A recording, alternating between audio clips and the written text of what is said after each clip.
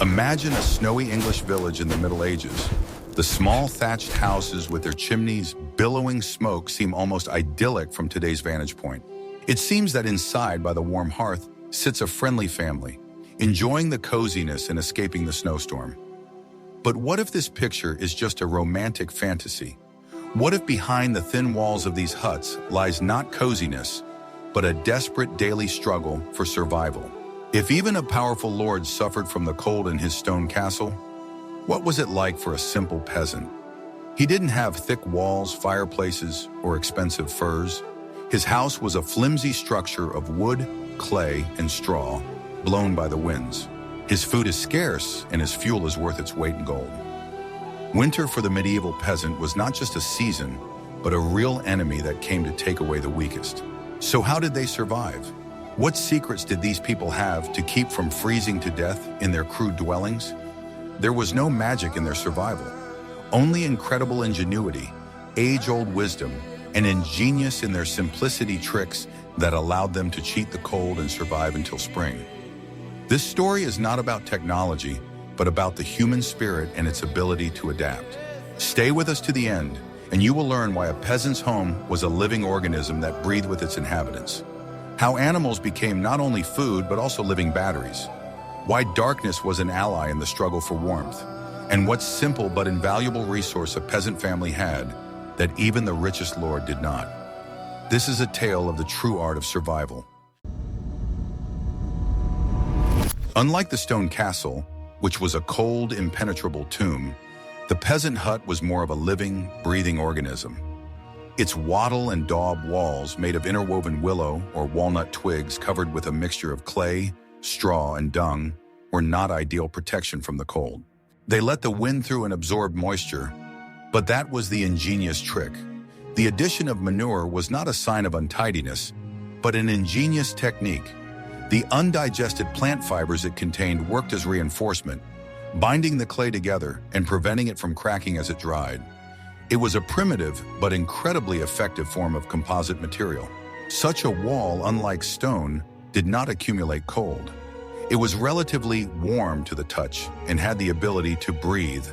That is, to let excess moisture from the inside to the outside, which prevented the formation of pernicious dampness and mold in the room. Life in such a house was healthier than in the stone sack of a castle, where the air was heavy and musty. This house was truly alive more than metaphorically. It creaked and settled with the seasons, requiring constant attention, and its natural materials became a shelter not only for people. Mice, spiders, and countless insects found shelter in the thickness of the thatched roof and in the crevices of the clay walls. It was an integral part of life, another reminder that man did not rule over nature, but was only a part of it, sharing his shelter with it. Of course, these walls required constant maintenance. With the onset of fall, the peasant carefully inspected his dwelling, filling all cracks and crevices with a new portion of clay mixture. This was an annual, vital work. It was often done not alone, but by the whole family or with the help of neighbors. Mending the house together was as important a social ritual as harvesting together, strengthening the community ties on which everyone depended for survival. As additional insulation, dry moss may have been used, which was stuffed into the most vulnerable places. Sometimes to protect against the strongest winds, the outer wall on the windward side was covered with turf or a thick layer of straw mats. A roof covered with a thick layer of thatch or reeds was also an excellent insulator, much more effective than the stone vaults or tiles of castles. The main thing was that it should not leak, and that it should not be infested with rats that could destroy the already meager supplies. The cunning of the peasant's house lay in its union with nature. It was built from the same materials that grew around it and lived according to the same laws. It did not try to resist winter like a castle, but rather adapted to it, became a part of it, keeping a fragile but living warmth inside. It was not a bastion, but a burrow in which to take shelter and wait out the storm. But even the most well-oiled hut was only a shell. The real battle for warmth unfolded inside, in the single smoky room that was the whole world to the peasant. A peasant's hut in medieval England rarely consisted of more than one or two rooms. Most often it was a single space where the family ate, slept, worked, and spent long winter evenings. This tightness, which to modern man would seem unbearable, was in fact one of the main tricks of winter survival. Unlike the huge humming halls of the castle, which were impossible to heat, the small low room of the peasant's hut heated up much more quickly and efficiently. Any source of heat, hearth, people's breath, animal body heat, was concentrated in this small volume, creating a more or less comfortable microclimate. High ceilings were a luxury the peasant could not afford, and they were not necessary because all the heat would go upwards. All life in winter was concentrated in this single space. There was no division into front and living areas. Every square centimeter was used to maximum advantage. The furniture was minimal: a rough table, a few benches, and a chest for storing things. It allowed the whole family to gather as close as possible to the only source of fire. The air was thick and layered with the smell of smoke, damp wool, dried herbs hanging from the beams, onions, garlic, and, of course, the people themselves. Sounds also blended into the background: the crackling of the fire, the crying of a baby, the quiet muttering of old men, the creaking of wooden benches, and sometimes the mice in the straw. Such overcrowding had its disadvantages: lack of personal space, constant odors, smoke. But in winter, these inconveniences receded into the background before the main task of staying warm. Tightness became synonymous with warmth and safety. Being together, feeling the breath of another person nearby, it was not only psychological but also physical support. This side-by-side life was a true test of human relationships. There was no such thing as privacy or personal space. Any quarrel, any irritation, any joy or sorrow, everything happened in front of the whole family. There was nowhere to go to cool down or be alone.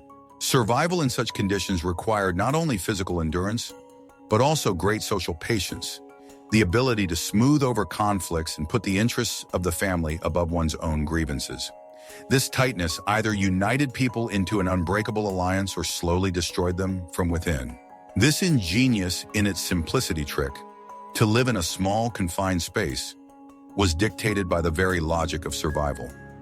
The peasants intuitively understood that a large house in winter was not a blessing, but a curse, requiring a huge amount of fuel, which they did not have. Their little hut was not just a shelter, but a real shell, a microcosm, where on a few square meters all the dramas and comedies of human life were played out, and where one could huddle together and wait out the bitterest frosts. In the center of this small world, its heart and soul was, of course, the hearth. If in a castle, the fireplace was a status symbol, in a peasant hut, the open hearth was the center of the universe. It was not just a place to cook, but a source of warmth, light, security, and the very essence of home. The whole life of the family revolved around it, especially during the long and dark winter months. The design and use of the hearth was a true art, full of ingenious tricks. The hearth was located in the center of the room, right on the earthen floor. This was not accidental. This arrangement allowed the heat to flow more or less evenly in all directions, and for people to gather around it from all sides. Of course, it was also incredibly dangerous. An open fire in the middle of a house full of straw and wood required constant vigilance, lest a single spark turn the shelter into a fiery tomb. Above the fire on a tripod or chain hung a cauldron in which something was constantly boiling, providing extra heat and humidity, which was important in the fire-dried air. The smoke came out through a hole in the roof. Although this created a soot problem, it had its advantages. The hot smoke rising upwards further dried and disinfected the thatched roof, and was also used to smoke meat or fish, if available. The pieces were hung from the ceiling and slowly soaked in the smoke, allowing them to be preserved for a long time. It was by the fire, in its uneven, dancing light, that the whole unwritten life of the family took place. Here old people passed on ancient tales, legends and legends to the youth, forming the cultural memory of the family. Children sitting at their mother's feet learned to spin or mend nets. Men discussed the affairs of the community. The hearth was not just a source of warmth. It was the stage on which the drama of generations was played out, and the only lamp that dispelled not only the physical, but also the existential darkness of the harsh medieval night. The fire in the hearth was never allowed to go out completely. This was due not only to the difficulty of rekindling it, there were no matches, we had to use flint and a cross, but also to beliefs. The hearth was considered a sacred place, the soul of the house. At night, the coals were thoroughly covered with ash so that they smoldered until morning. In the morning, it was enough to fan them to get the flame again. This practice, known as curfew, from the French couvre-feu, to cover the fire, was a crucial fuel-saving trick. But behind this practice was also a deep superstition. A burnt-out hearth was considered a bad omen, a sign that the guardian spirit of the house had left it, leaving the family defenseless against evil forces.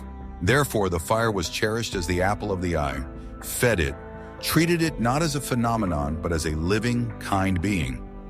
The ash from the hearth was also not wasted. It was used as a fertilizer for the vegetable garden, for cleaning dishes, it served as an abrasive, and even for hygienic purposes, for example, for washing hair, as the lye contained in the ash was good at breaking down grease. Its hot stones served as a primitive stove on which simple barley cakes could be baked, and turnips or onions were roasted in the coals right in the skin. The hearth was a waste-free industry, the heart of the house, which provided not only warmth, but also many other useful things. But even the most skillfully maintained fire required fuel, and clothing and bedding required materials. Here, too, the peasant showed wonders of ingenuity, creating his armor against the cold from the simplest of things. In the battle against the winter cold, the main armor of the English peasant was his clothing and bedding, created not from expensive furs and silks, but from the most affordable and practical materials, wool and straw. The genius of this armor lay in its multiple layers and the skillful use of the natural properties of what was at hand. The clothes were multi-layered. A linen shirt was worn over the body.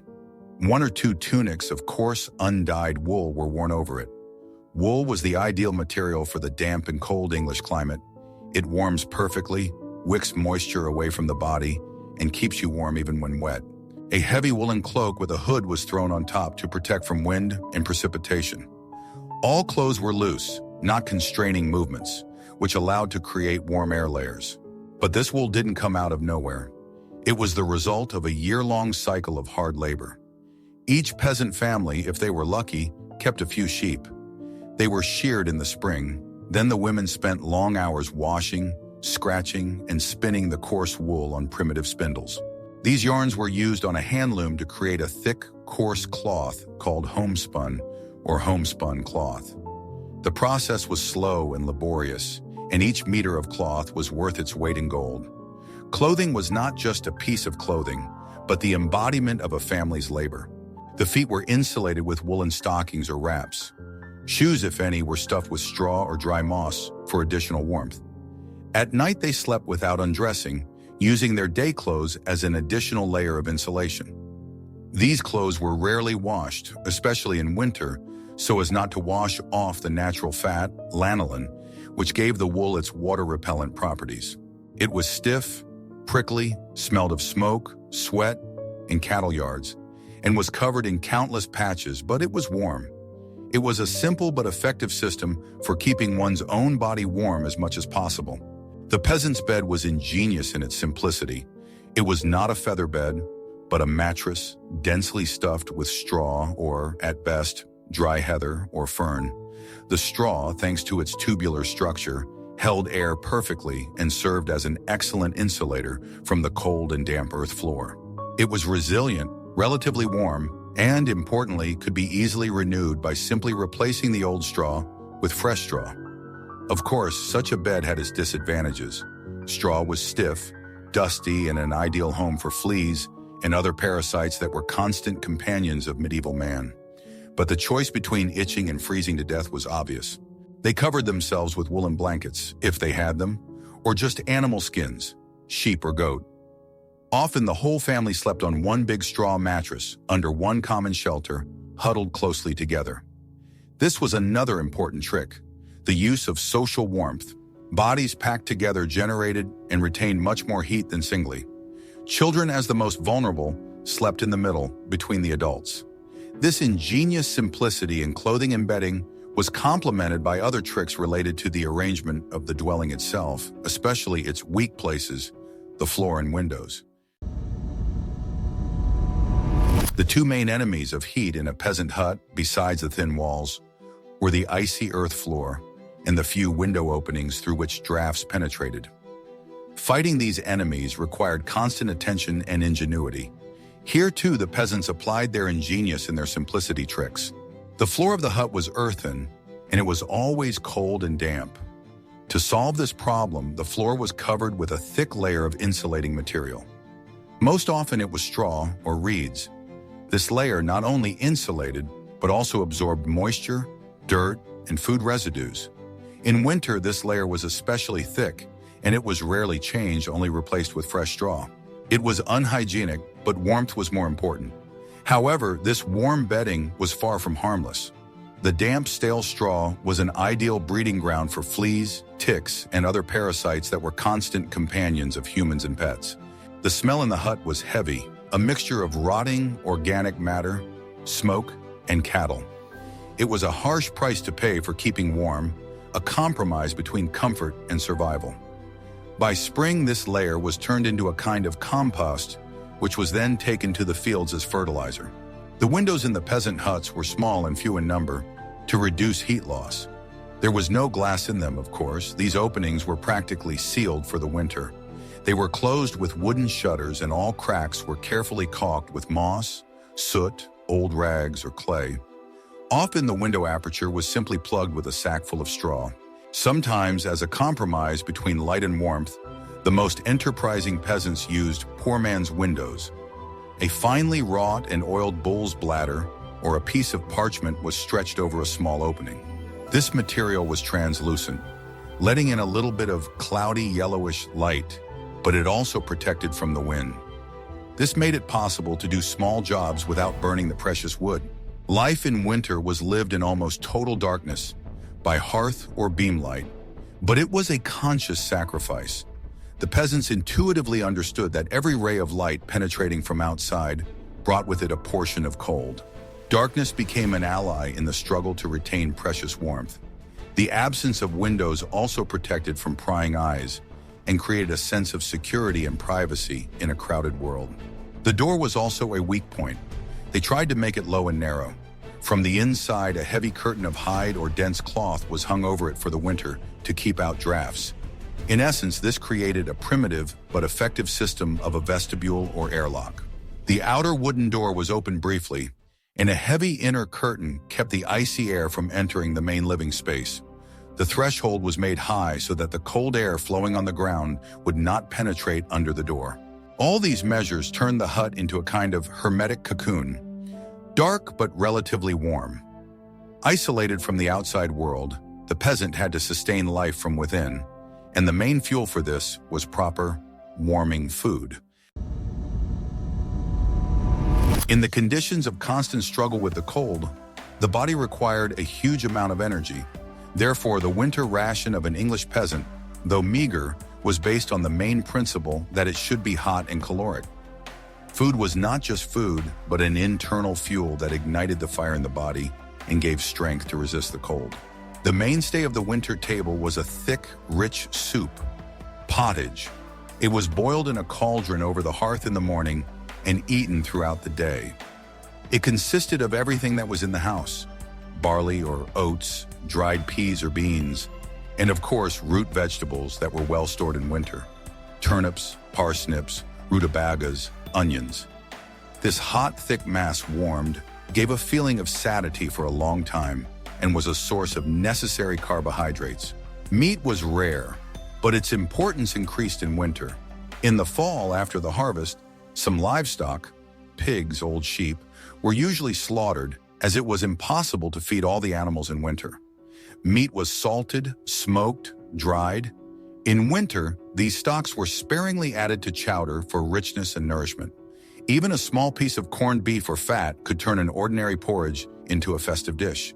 Bread was baked from coarse rye or barley flour. It was dense, heavy, but very nutritious. It was eaten by dipping it in hot chowder. An important drink was ale, a low-alcohol beer, which was also very caloric. It was often drunk warmed in winter, sometimes adding herbs or a little honey for flavor, if there was any. Hot ale was a great way to warm up and lift your spirits on dreary winter days. The trick to winter rationing was to maximize the use of all available resources. Nothing was wasted. Bones from meat were boiled for a long time to get a rich broth. Vegetable peelings could be used as fodder for livestock. Preparations made in summer and fall were the key to survival. Knowing how to properly distribute the meager supplies for the long winter was a real art, on which the life of the whole family depended. But there was another, perhaps the most important and amazing trick that turned a peasant's hut into a real oasis of warmth. Perhaps the most ingenious, and at the same time shocking for a modern person, trick of survival of English peasants in winter was to live together with livestock under one roof. It was not a whim or a sign of impurity, but a sober and pragmatic calculation based on a simple law of physics. Any living thing radiates heat. Many peasants' houses were built like a longhouse, where one part of the house was reserved for the family and the other, separated by a thin partition or no partition at all, for livestock. When cold weather came, cows, sheep, goats, and sometimes pigs were driven into this part of the house, and they became real live batteries.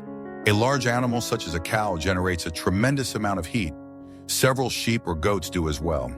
This heat from the animals spread throughout the house, greatly increasing the overall temperature. Sometimes the temperature difference between a hut where livestock wintered and the same hut without animals could be as much as 5 to 10 degrees. In harsh winter conditions, it was the difference between life and death. Of course, such a neighborhood had its disadvantages. The smell in the house was peculiar, and hygiene left much to be desired. But the advantages outweighed the benefits. In addition to warmth, animals gave other bonuses. For example, the methane emitted from the dung could also give a slight heat. The manure itself, mixed with straw, created a thick, warming layer on the floor of the stable, which became a valuable fertilizer in spring. Besides, it was safer to keep cattle in the house. It protected them from predators, wolves, foxes, and from thieves. In the morning, the mistress did not have to walk through snowdrifts to the cold stable to milk a cow or a goat. Everything was at hand. It was a perfectly thought-out, closed system where people and animals helped each other to survive the hardest time of the year. This stratagem, utilizing animal heat, has been perhaps the main secret of survival for northern peoples for centuries. But heat had to be not only produced, but also preserved. And this is where the art of managing the main resource of winter, fire, came into play. The fire in the hearth was the heart of the peasant house. But this heart required constant fuel. And fuel in winter was a valuable and often scarce resource. The ability to use it sparingly, to keep the fire going for as long as possible, and to use every coal to its maximum advantage was a real art on which survival depended. The main fuel was firewood, but the right to gather firewood in the forest belonging to the Lord was often restricted. Peasants were allowed to collect only dead wood, dry, fallen branches, and cutting down live trees was forbidden on pain of severe punishment. Therefore, firewood was often in short supply and had to be procured throughout the summer and fall, carefully stacked and dried. In unforested or swampy areas, peat was used as fuel. It was cut into briquettes, dried in the sun, and also stored for the winter. Peat burned slowly and gave a lot of heat, but also a lot of smoke. Another type of fuel was kiziak, dried animal dung. Although it had a peculiar odor, it was a real salvation in conditions of firewood shortage. The main trick was to keep the fire burning. It was laborious to rekindle it with a flint and cross. Therefore, the fire was preserved for the night. The coals in the hearth were carefully covered with a thick layer of ash. Under the ashes, the embers continued to smolder without burning until the morning. In the morning, it was enough to rake the ashes, put some dry kindling on the smoldering embers, and fan the fire. This practice, known as curfew, was widespread. Every coal was counted. If something had to be cooked quickly, not the whole hearth was used, but only a small part of the coals were puffed up. Hot coals could be taken out of the hearth and used in primitive warmers, for example, by pouring them into a clay pot, which was then placed in bed for heating. The art of fire management was a key survival skill handed down from generation to generation. It was a science born of necessity, as important as the wisdom embedded in the very design of the peasant dwelling. The genius of peasant tricks was manifested not only in everyday life, but also in the very design of their dwellings. Although they seem primitive to us, they were based on the age-old wisdom of their ancestors and a deep understanding of the laws of nature and climate. Each element of the house was thought out from the point of view of maximum efficiency in saving resources. The huts were built small and low. As we have already said, this made them easier to warm up. The low ceiling kept the heat from escaping upwards. The doorway was also made low and narrow to reduce heat loss when entering and exiting. Often, a small vestibule was made in front of the door, or an additional curtain of hide was hung. The orientation of the house was of great importance. If there was a choice, they tried to build the hut so that its blank wall without windows faced the prevailing winter winds. In England, it was most often northeast. The entrance and the few windows, on the contrary, were located on the southern, sunnier, and more protected side. The houses were often built on the southern slopes of hills, which were protected from the northern winds and better warmed by the sun. Sometimes the huts were even buried a little deeper in the ground, turning them into half-dwellings. This made it possible to utilize the heat of the earth, whose temperature in winter was always higher than the air temperature. Such houses were warmer in winter and cooler in summer. It was a simple but very effective geothermal trick. The use of local, natural materials, wood, clay, straw, stone, turf, was also part of this wisdom. These materials were not only available, but also had good insulating properties. A house built from what grew around it was a harmonious part of the landscape, not an alien element like a stone castle. The whole structure of the house was aimed at one goal: to create the most weather-protected cocoon at the lowest possible cost. This simple but deeply thought-out architecture was one of the main ingenious tricks of the medieval peasant. But all these material tricks would not have worked without the most important intangible resource: cohesion and mutual help. Perhaps the most important and most ingenious trick that allowed medieval English peasants to survive the harsh winters was not technology or materials, but their social structure, a strong rural community. It was almost impossible to survive alone in those conditions. It was only by working together, helping each other, that cold, hunger, and disease could be resisted. Winter was a time when collectivism and mutual assistance were especially pronounced. Neighbors helped each other in gathering firewood and repairing huts. If one family ran out of food, the others shared the last of it. The sick and the elderly were not left to fend for themselves. The whole community took care of them. People spent the long winter evenings together. They gathered in one warmest hut to save fuel. Women would spin and weave together. Men would repair tools, tell stories, and sing songs. This shared pastime not only helped to pass the dark evenings, but also strengthened social ties and provided a sense of unity and psychological support. Community holidays such as Christmas or Christmas Eve were not just entertainment, but an important social ritual. On these days, everyone came together, shared a common meal, forgot about hardships, rejoiced, and kept each other hopeful for the best. This collective warmth, both physical, from many bodies in one room, and mental, was the most powerful weapon against the gloom and despair that winter brought with it. Even in everyday tasks, there was mutual assistance. Sharing resources, for example, one oven for several families to bake bread, or a common well, was the norm.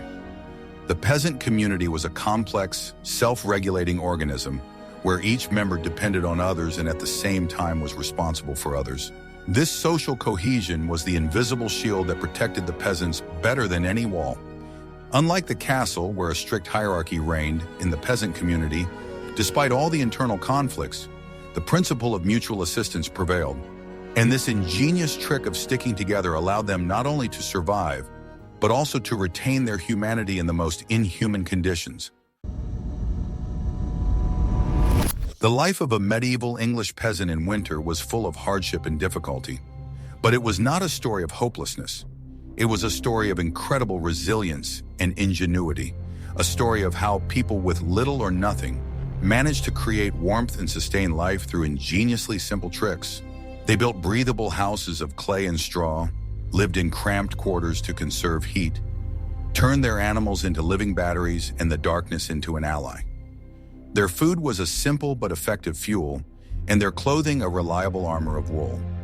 But their main trick was cohesion, the ability to survive not alone, but together as a community.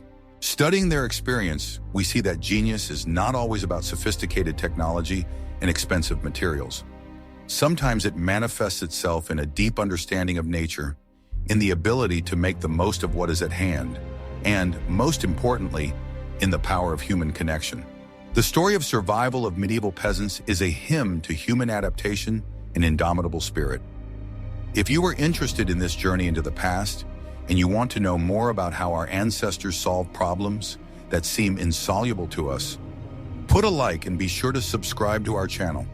There are many more amazing stories about forgotten tricks and ingenious ideas born in the depths of centuries ahead of you.